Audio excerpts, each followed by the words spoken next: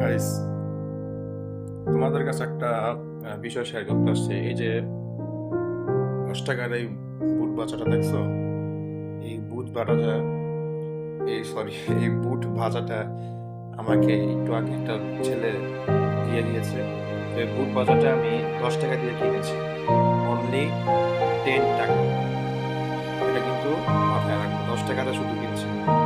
আমার কাছে ছিল 100 টাকার নোট, তো আমার 100 টাকার নোট ভাঙতি নাই। তো ছেলেটা কিন্তু চাইলে এই 100 টাকা নিয়ে আজকে চলে যেতে পারতো, কিন্তু বলেছে যে ভাই আজকে নাই, কালকে দিয়েন, সমস্যা নেই। তো আমাকে অন্য বললো যে আমি কালকে আসলে মানে আপনি 10 টাকা দিয়ে দিয়েন। তো আমি বড় আশ্চর্য হলাম যে বর্তমান এই যুগে এই যে একটা প্রোডাক্ট বিক্রি করে যে লাভটা হয়, এই লাভের অংশ ওরা প্রতিদিন হিসাব করে এবং পরবর্তী দিনের জন্য ওরা রেডি করে তাদের মাল। তো আমার কথাটা হচ্ছে, এই যে সে ভরসার উপরে যে দিয়ে গেল জিনিসটা, আমার কাছেও ভাঙতি না, ওর কাছেও ভাঙতি না।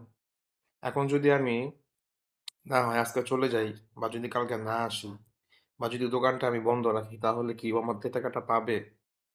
পাবে না। কিন্তু তারপরও সে আমাকে এই জিনিসটা আমার ভরসায় দিয়ে গিয়েছে। আজকে সত্যিকার অর্থে এসব মানুষ খুবই বিরল, যারা অল্প পুঁজিতে ছোটখাটো ব্যবসা করে নিজের সংসার চালায়।